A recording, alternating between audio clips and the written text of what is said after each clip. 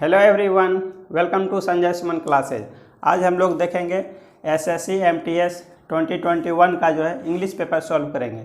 इसका एग्ज़ाम जो है 26 जुलाई 2022 को सेकेंड शिफ्ट में हुआ था। तो देखते हैं पहला क्वेश्चन।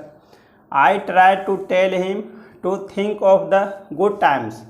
मैंने उन्हें बताने का प्रयास किया। To think of the good times, अच्छे समय के बारे में सोचने के लिए। That every cloud has a silver lining, कि जो है ये जो है अंडरलाइन किया हुआ है, every cloud has a silver lining. ये एक मुहावरा है। इसका मतलब होता है प्रत्येक समस्या में जो है एक आशा की किरण होती है, उम्मीद की एक किरण होती है। तो इसका आपको 4 मीनिंग दिया गया है। इसमें कौन सा करेक्ट होगा वो आपको सेलेक्ट करना है। तो पहला ऑप्शन है doing something with thoroughness and passion. किसी भी काम को जो है, थॉरोनेस का मतलब पूर्णता होता है, पूर्णता, और पैसन का मतलब जोश। कोई भी काम को पूर्णता और जोश के साथ करना। तो ये हमारा विकल्प गलत हो गया। दूसरा विकल्प है don't cry over what has happened as it can not be fixed. तो डोंट क्राई ओवर, उस पर नहीं चिल्लाओ या उस पर बात नहीं करो। व्हाट हैज हैपेंड, जो कि बीत चुका है। As it can not be fixed, जैसा कि इसे जो है फिक्स नहीं किया सकता है। तो ये भी ऑप्शन हमारा गलत हो गया। तीसरा ऑप्शन है treat people the same way. करा लोगों के साथ जो है वैसा ही व्यवहार कीजिए। As you want to be treated, जैसा कि आप जो है दूसरे से व्यवहार की अपेक्षा रखते हैं। तो ये भी हमारा गलत हो गया। चौथा आपका डी ऑप्शन है every difficult situation has a hopeful aspect to it.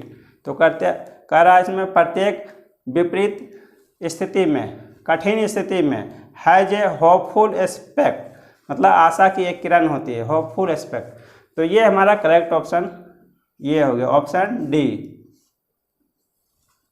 Next question देखते हैं। एक्सपोजिटरी, इसका आपको साइनोनिम बताना है। तो एक्सपोजिटरी का मतलब होता है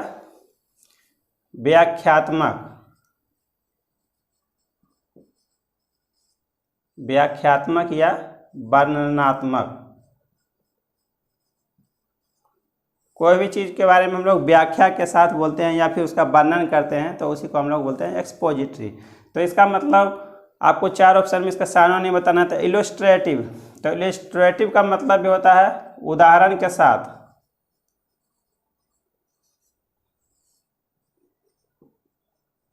उदाहरण के साथ बताना, तो ये ऑप्शन हो सकता है। और दूसरा ऑप्शन देख लेते हैं टेम्परामेंटल। तो टेम्परामेंटल का मतलब होता है तुनक मिजाज।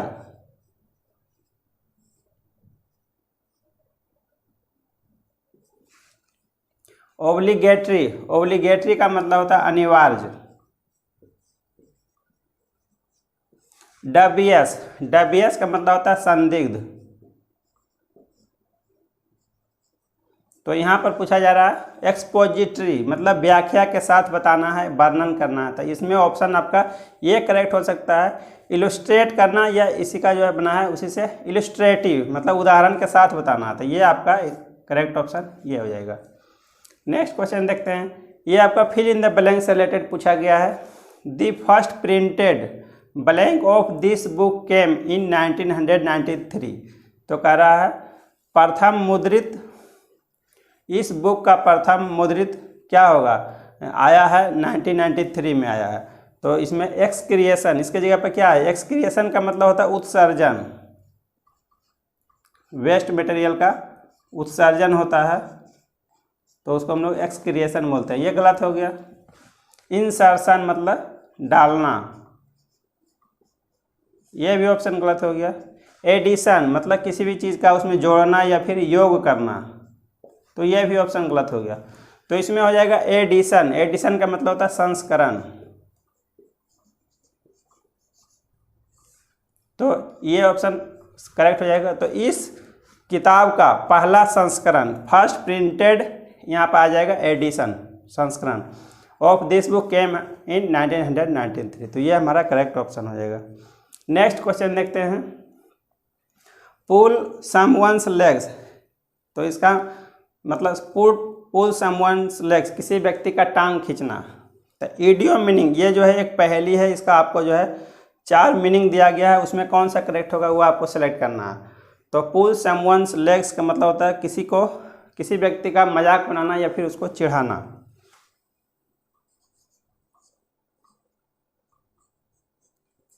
तो उसके लिए टू टीज समवन, तो पहला ही विकल्प आपका करेक्ट हो गया। इसी का मतलब होता है मजाक बनाना या फिर चिढ़ाना, टू टीज।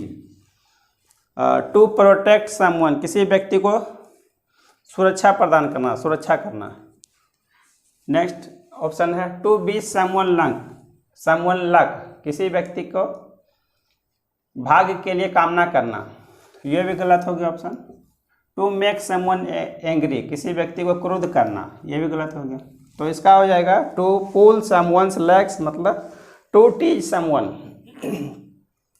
नेक्स्ट क्वेश्चन देखते हैं। ये आपका जो है वन वर्ड सब्स्टिट्यूशन से रिलेटेड सवाल पूछा गया है। A person who produces beautiful handwriting, तो वैसा व्यक्ति जो है जो सुंदर लिखावट लिखता है, तो उसको हम लोग क्या कहेंगे? स्टेनोग्राफर। तो ये शॉर्ट हैंड जो लिखता है उसको हम लोग स्टेनोग्राफर कहते हैं। इसको आशु लिपिक भी बोलते हैं हिंदी में। तो ये हमारा ऑप्शन गलत हो गया। दूसरा है फिलोसफर, दार्शनिक। तो दार्शनिक का काम ये नहीं है कि सुंदर लिखावट लिखना, ये भी गलत हो गया। कैलीग्राफर, तो इसका ये करेक्ट ऑप्शन है, इसका मतलब होता है सुलेखक, अच्छा लिखने वाला। तो ये हमारा करेक्ट ऑप्शन कैलीग्राफर हो जाएगा। टाइपोग्राफर, इसको हम लोग बोलते हैं अक्षर संयोजक।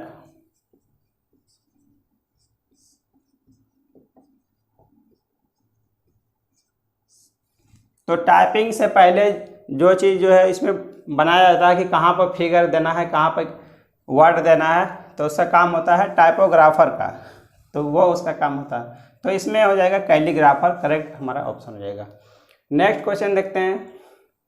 ही certainly failed to console the new king, तो कह रहा है वह निश्चित रूप से फेल हुआ किस चीज़ में? कंसोल का मतलब होता है सांत्वना देना, नए राजा को सांत्वना देने में वह निश्चित रूप से फेल हुआ, इसका मतलब हो गया। तो इसमें बताना है आपको एंटोनिम ऑफ अंडरलाइन वर्ड, तो इसमें जो है अंडरलाइन किया हुआ है उसका आपको एंटोनिम बताना है। तो इसमें कंसोल का एंटोनिम क्या हो गया? तो कंसोल का मतलब हो गया सांत्वना देना। तो यहाँ पर आपको इसका अपोजिट वर्ड क्या हो जाएगा? एजिटेट। एजिटेट का मतलब होता है उत्तेजित करना। तो ये ऑप्शन हमारा होगा, लेकिन और ऑप्शन देख लेते हैं। कोऑर्डिनेट, समन्वय करना, समन्वय करना या मध्यस्थता करना, ये हो गया कोऑर्डिनेट। सेटाइट, तो सेटाइट का मतलब होता है पूरा करना। ग्रेटिफाई, ग्रेटिफाई का मतलब होता है घूस देना। तो राजा को सांत्वना देना, तो उसका अपोजिट वर्ड क्या हो जाएगा? उसको उत्तेजित करना, क्रोध करना, एजिटेट। ये हमारा ऑप्शन करेक्ट हो जाएगा।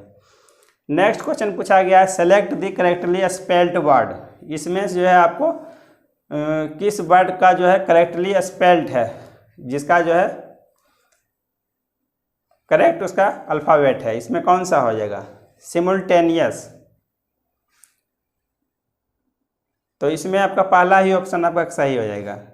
ये सिमुल्टेनियस का मतलब होता है एक साथ। और इसमें देखते हैं next question. He is successful as a lawyer, ये आपका कॉमन एरर से रिलेटेड सवाल पूछा गया है। इसमें एक ही सेंटेंस 4 भागों में बटा हुआ रहेगा, किस पार्ट में एरर है वो पार्ट आपका आंसर हो जाएगा। तो he is successful as a lawyer grew so fast that he soon had enough money to buy a house. Last है आपका डी ऑप्शन, नो एरर। तो इसमें क्या हो जाएगा? तो सक्सेस और सक्सेसफुल ये दोनों में डिफरेंस क्या है पहले वो हम लोग देख लेते हैं। सक्सेस, सक्सेस का मतलब हो गया सफलता, ये जो है नाउन की तरह प्रयोग किया जाता है। और सक्सेसफुल ये एडजेक्टिव की तरह प्रयोग किया जाता है, इसको बोलते हैं कामयाब। इसका प्रयोग हम लोग एडजेक्टिव के रूप में करते हैं।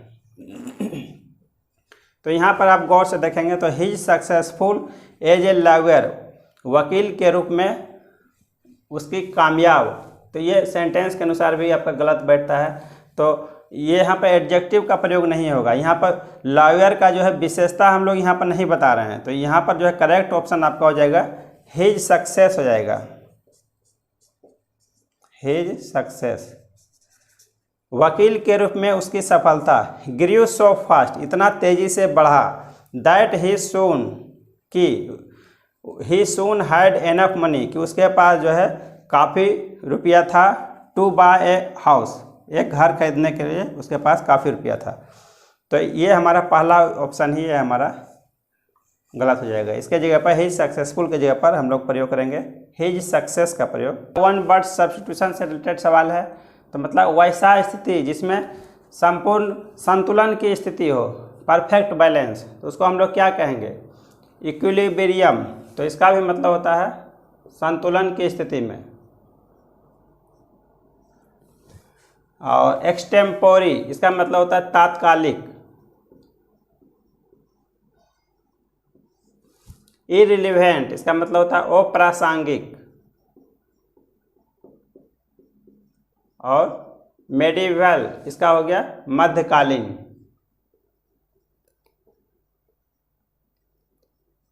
तो ए स्टेट ऑफ परफेक्ट बैलेंस, इसको हम लोग क्या कहेंगे? इक्विलिब्रियम की स्थिति में है, मतलब संतुलन की स्थिति में है। नेक्स्ट क्वेश्चन देखते हैं। एडमायरेबल, इसका आपको एंटोनिम बताना है। तो एडमायरेबल का मतलब होता है प्रशंसा करने योग्य।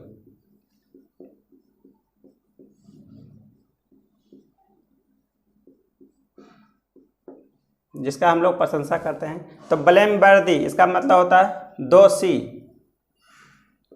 प्रैक्टिकल, तो ये हो गया प्रायोगिक। और रीजनेबल, तार्किक। टॉलरेंट, सहनीय। तो यहाँ पर एडमायरेबल, जिसका हम लोग प्रशंसा करते हैं, तो उसको क्या, किसी का बुराई करते हैं तो मतलब वो दोषी है, ब्लेमवर्दी है। तो इसका करेक्ट एंटोनिम हो जाएगा ब्लेमवर्दी। नेक्स्ट क्वेश्चन देखते हैं। ये कॉमन ईरा से रिलेटेड सवाल पूछा गया है। My sister called me for my lunch hours to tell me that she was getting married. तो my sister called me for my lunch, यहाँ पर देखेंगे गौर से, तो यहाँ पर इसका ये आपका प्रीपोजिशन का प्रयोग गलत किया गया है। तो my sister called me for my lunch hours, मेरे लंच आवर के लिए फ़ोन की। तो यहाँ पर इसके जगह पर होना चाहिए ड्यूरिंग का प्रयोग यहाँ पर होना चाहिए। तो मेरी बहन ने कॉल की किस समय? During my lunch hours, lunch करने के समय में, मेरे लंच करने के समय में फ़ोन की। टू टेल मी, मुझे यह बताने के लिए, that she was getting married, वह शादी करने जा रही थी। तो यहाँ पर करेक्ट आपका यहाँ पर फॉर के जगह पर ड्यूरिंग का प्रयोग होगा। तो ये हमारा ऑप्शन जिस पार्ट में आपका रॉन्ग है वो आपका करेक्ट आंसर हो जाएगा। नेक्स्ट क्वेश्चन देखते हैं। Select the correct spelled word, किस वर्ड में जो है करेक्टली स्पेल्ड वर्ड है, इसका अल्फ़ाबेट करेक्ट है। तो इसमें पहला ही ऑप्शन हमारा इसमें करेक्ट है। नेक्स्ट क्वेश्चन देखते हैं। The enemies have cross the border treading the soil on which they are to be conquered. तो यहाँ पर हैव क्रॉस जो अंडरलाइन किया हुआ है, इसके जगह पर क्या आपका करेक्ट आंसर आएगा वो आपको बताना है। तो इसमें पहला ऑप्शन है नो इम्प्रूवमेंट रिक्वायर्ड, इसमें किसी तरह का सुधार की जरूरत नहीं है। दूसरा है हैव क्रॉस्ड, तीसरा हैज क्रॉस्ड, चौथा हैव क्रॉसिंग। तो यहाँ पर हम लोग देखते हैं द एनिमीज, तो ये प्लुरल फॉर्म में है, तो इसके साथ भी जो है ऑक्सिलरी वर्ब जो आएगा ये भी प्लूरल फॉर्म में ही रहेगा। तो यहाँ पर हैव तो ठीक है, क्रॉस के जगह पर जो है प्रेजेंट परफेक्ट टेंस में है। तो प्रेजेंट परफेक्ट टेंस में जो है तो हैव या हैज के साथ जो है हैव या हैज के साथ जो है V3 का प्रयोग हम लोग करते हैं, वर्ब का तीसरा रूप आता है। तो यहाँ पर होना चाहिए the enemies have crossed the border. तो दुश्मन जो है बॉर्डर को पार कर चुका है। ट्रेडिंग द सॉइल, तो ट्रेड का मतलब होता है पांव रखना। तो ट्रेडिंग द सॉइल भूमि पर पांव रखते हुए, ऑन व्हिच जिस पर, दे आर टू बी कन्क्वेर्ड। कन्क्वेर्ड का मतलब होता है जीतना, कन्क्वेर्ड का मतलब होता है जीतना, उसी का V3 फॉर्म में ये कन्क्वेर्ड बना है। तो भूमि पर पांव रखते हुए, ऑन व्हिच जिस पर कि उन लोगों को जीतना है। तो यहाँ पर हमारा करेक्ट आंसर हो जाएगा द एनिमीज हैव क्रॉस्ड, ये हमारा ऑप्शन बी करेक्ट आंसर है। नेक्स्ट क्वेश्चन देखते हैं, कंज्यूमर्स आर नॉट रेडी। तो उपभोक्ता जो है तैयार नहीं है, टू परचेज खरीदने के लिए, दिस साइट्रस फ्रूट, इस साइट्रस फल को खरीदने के लिए, at such a dash price, fill in the blank से रिलेटेड क्वेश्चन पूछा गया। तो इसमें आपको बताना है इसके जगह पर क्या आएगा, such a higher price, such a highest price, such a highly price, such a high price. तो यहाँ पर तो हायर का प्रयोग हम लोग करते हैं दो व्यक्ति या वस्तु के बीच में तुलना करने के लिए। तो हायर का प्रयोग होता है कंपैरेटिव डिग्री में, दो व्यक्ति या वस्तु के बीच में तुलना करते हैं। और हाईएस्ट का प्रयोग सभी व्यक्ति या वस्तु में तुलना करते हैं, ये सुपरलेटिव डिग्री में प्रयोग करते हैं हम लोग। तो ये दोनों नहीं होगा, ये दोनों ऑप्शन हमारा पहले ही गलत हो गया। तो consumers are not ready to purchase this citrus fruit, मतलब इस साइट्रस फल को खरीदने के लिए। तो एक ही फल के बारे में, एक ही तरह के फल के बारे में बोला जा रहा है, तो उसमें हम लोग किसी तरह से तुलना नहीं कर रहे हैं, तो ये हायर भी नहीं होगा। सभी फलों में तुलना नहीं कर रहे हैं, तो हाईएस्ट ये भी गलत हो गया ऑप्शन। अब देखिए हाईली का मतलब होता है अत्यधिक। तो ये इसका प्रयोग जो है एडवर्ब के रूप में होता है, एडवर्ब के रूप में इसका प्रयोग करते हैं। तो प्राइस यहाँ पर नाउन हो गया। तो नाउन के पहले जो है, तो नाउन का विशेषता बताने के लिए किस चीज़ का प्रयोग करेंगे हम लोग, तो उसके जगह पर एडजेक्टिव के रूप में आएगा। तो एडजेक्टिव के रूप में ये हाई हो जाएगा यहाँ पर। तो ये ऑप्शन हमारा ये करेक्ट हो जाएगा हाई, और एडवर्ब का प्रयोग यहाँ पर नहीं होगा। नेक्स्ट क्वेश्चन देखते हैं, स्पार्कलिंग। तो स्पार्कलिंग का मतलब होता है शानदार या चमकदार, शानदार या चमकदार। तो इसका आपको साइनोनिम बताना है। तो डिसमल का मतलब होता है निराशाजनक।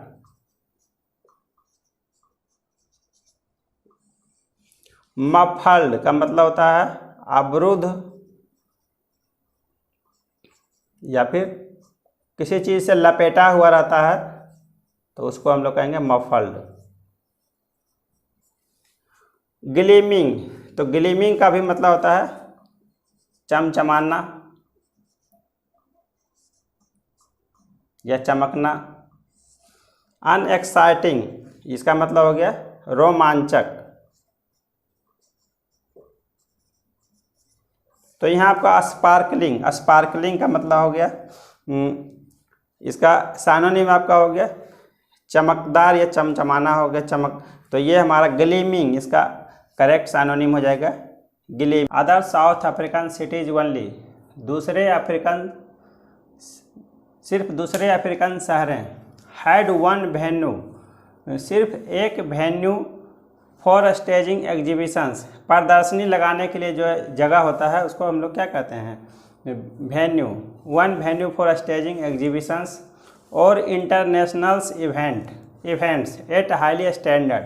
तो इसमें गौर से देखेंगे तो जो है आपका यहाँ पर जो है दोनों प्लूरल फॉर्म में प्रयोग किया गया है, इंटरनेशनल्स और फिर इवेंट्स। तो यहाँ पर जो है तो इवेंट्स का प्रयोग करेंगे तो यहाँ पर जो है इंटरनेशनल्स नहीं होगा, तो इस पार्ट में हमारा एरर हो गया। तो ये हमारा करेक्ट ऑप्शन इसमें ऑप्शन सी हो जाएगा।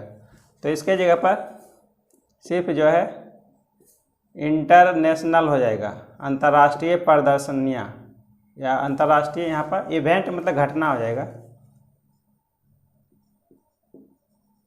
इंटरनेशनल यहाँ पर सिर्फ होगा। नेक्स्ट क्वेश्चन देखते हैं, इसमें फिल इन द ब्लैंक से रिलेटेड पूछा गया है। आई blank home before she arrived.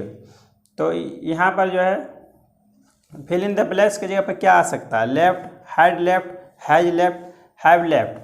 तो यहाँ पर जो है इस तरह का सेंटेंस जो है पास्ट परफेक्ट टेंस में पूछा जाता है।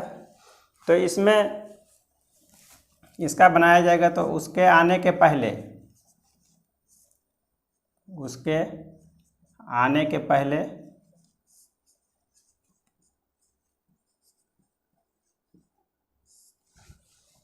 मैं घर जा चुका था, इसी का आपका इंग्लिश में दिया गया है। तो इस तरह का सेंटेंस में जो है मैं घर जा चुका था, ये हो गया पास्ट परफेक्ट टेंस में, पास्ट परफेक्ट टेंस में उसके आने के पहले, और ये बनाते हैं हम लोग पास्ट इंडेफिनिट टेंस में। तो यहाँ पर हो जाएगा I had left home, I had left home before she arrived. तो ये हो गया पास्ट इंडेफिनिट में, ये बनेगा, ये पार्ट आपका बन गया है। और ये हो गया मैं घर जा चुका था, ये पास्ट परफेक्ट में। तो इसमें करेक्ट ऑप्शन हमारा हो जाएगा ऑप्शन बी। ये तो हैज लेफ्ट तो खैर होगा ही नहीं, ये तो प्रेजेंट परफेक्ट में हो गया, ये हो गया, ये भी प्रेजेंट परफेक्ट में है। और लेफ्ट ये भी तो पास्ट इंडेफिनिट में नहीं है, यहाँ पर ये लेफ्ट भी नहीं होगा। तो यहाँ पर हमारा करेक्ट ऑप्शन बी हो जाएगा। नेक्स्ट क्वेश्चन है एंटोनिम आपको बताना है, सेक्लूड। सेक्लूड का मतलब होता है एकांत। तो बिलिंक, इसका ऑप्शन है बिलिंक। बिलिंक का मतलब होता है झपकी लेना। सोशलाइज मतलब सामाजिक बनाना।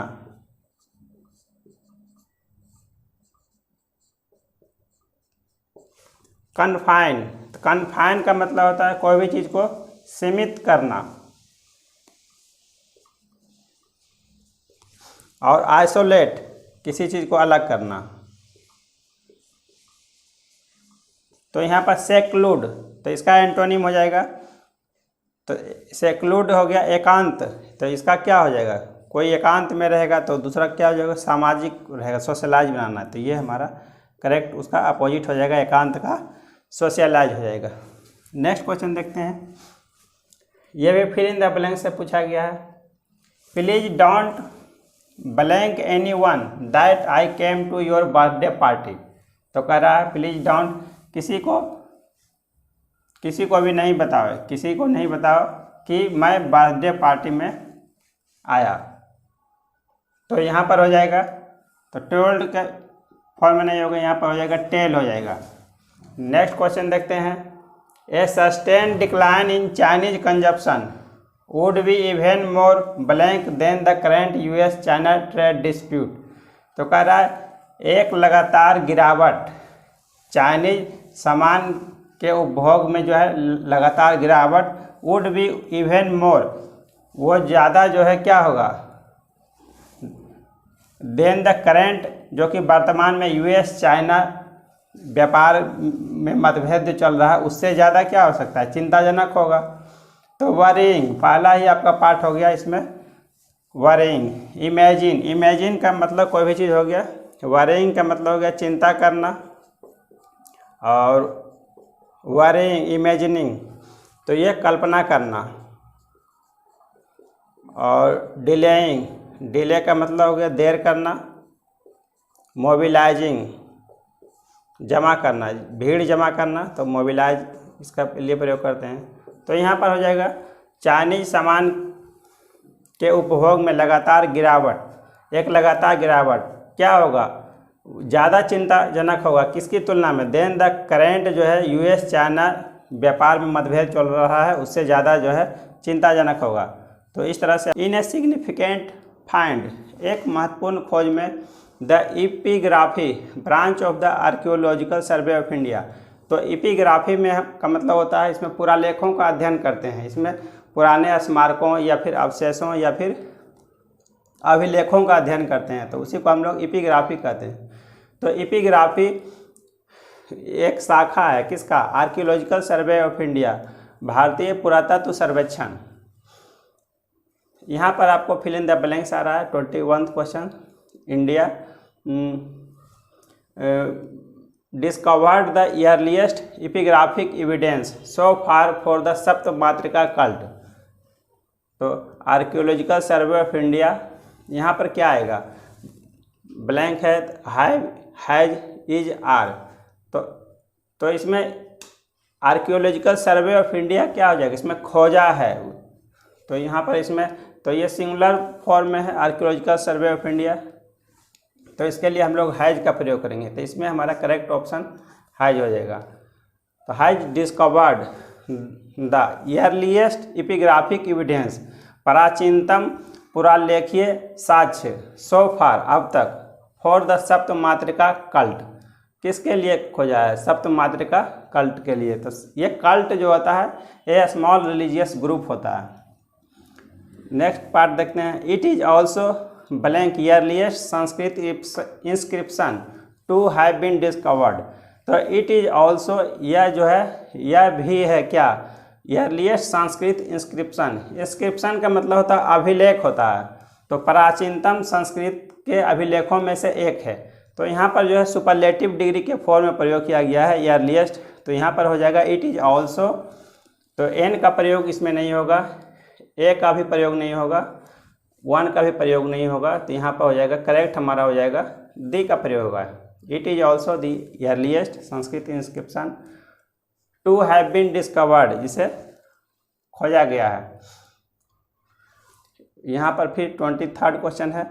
Blank south India as of date, अब तक जो है साउथ इंडिया, यहाँ पर क्या आएगा उसके पहले, अपॉन्स, साउथ इंडिया के ऊपर, ये सेंटेंस के अनुसार भी गलत हो जाएगा।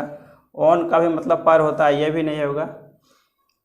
तो इन साउथ इंडिया के लिए जो है हम लोग यहाँ पर इन का प्रयोग किया गया है। कहाँ पर खोजा गया था, साउथ इंडिया में खोजा गया है अब तक। तो एट का प्रयोग हम लोग स्मॉल जगह के लिए, छोटे जगहों के लिए प्रयोग करते हैं। नेक्स्ट पार्ट देखते हैं। Sapta Matrika are a group of 7 female deities. तो ये सप्त मातृका क्या है, एक छोटा समूह है, 7 महिला देवताओं का एक समूह है। वर्शिप्ड इन हिंदुइज्म, जो कि हिंदू धर्म में पूजा जाता है। As personifying the energy of their respective consorts, जैसा कि अपने पत्नी को जो है आदर्श के रूप में हम लोग प्रस्तुत करते हैं। नेक्स्ट पार्ट देखते हैं। The inscription is in Sanskrit and in Brahmi characters. तो कह रहा अभिलेख जो है किस भाषा में है, संस्कृत भाषा में है और ब्राह्मी लिपि में है। एंड वाज, नेक्स्ट आपका क्वेश्चन आ रहा, and was blank by Satavahana king Vijaya in 207 AD। तो एंड वाज, तो inscription is in Sanskrit and in Brahmi characters, and was dash by Satavahana king Vijaya. तो देखिए 24th में क्या है। तो रिफ्यूज्ड का मतलब होता है अस्वीकार करना या मना करना।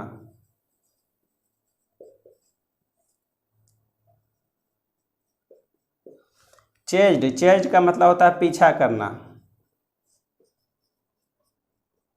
इशूड का मतलब जारी करना। डिनाइड का भी मतलब होता है मना करना।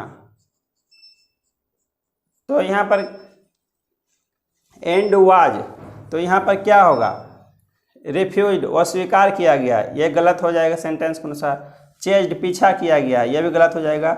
मना किया गया, ये भी गलत हो जाएगा। तो यहाँ पर हो जाएगा इशूड जारी किया गया। तो अभिलेख जो है संस्कृत भाषा में और जो है ब्राह्मी लिपि में था, जिसे कि जारी किया गया था सातवाहन किंग विजय के द्वारा जारी किया गया था। तो ये हमारा इसमें करेक्ट ऑप्शन सी हो जाएगा। नेक्स्ट पार्ट देखते हैं। The inscription came to light.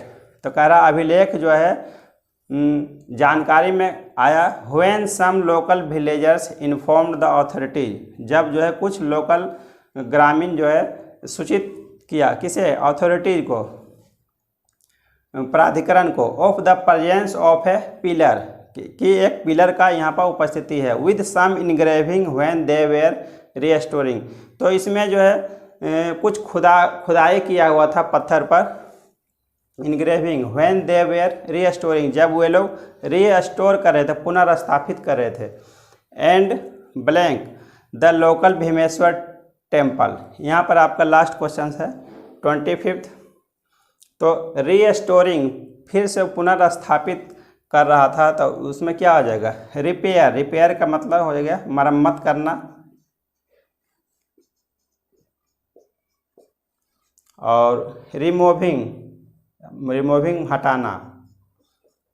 तो हीलिंग, हीलिंग का मतलब उपचारात्मक, और प्रेइंग, प्रेइंग का तो हो गया प्रार्थना करना। तो यहाँ पर क्या हो सकता है व्हेन दे वेयर रीस्टोरिंग, मतलब फिर से उसको पुनर्स्थापित कर रहा है, तो फिर हटाएगा नहीं, सेंटेंस के अनुसार ये भी गलत हो जाएगा। उपचारात्मक, ये बीमारी के सेंस में हम लोग प्रयोग करते हैं, हीलिंग का प्रयोग करते हैं, तो यहाँ ये ऐसे ही गलत हो गया। प्रेइंग, प्रार्थना करना, तो यहाँ पर हो जाएगा रिपेयरिंग होगा, मतलब उसको रीस्टोर कर रहे हैं, फिर से पुनर्स्थापित कर रहे हैं, और उसको हम लोग क्या कर रहे हैं, मरम्मत कर रहे हैं उसमें। तो 25th का क्वेश्चन इसमें हो जाएगा हमारा करेक्ट अल्टरनेट रिपेयरिंग हो जाएगा। तो इस तरह से हम लोग पैसे से रिलेटेड सवालों को हल करेंगे। अब आगे हम लोग देखते हैं नेक्स्ट क्लास में। Thank you for watching.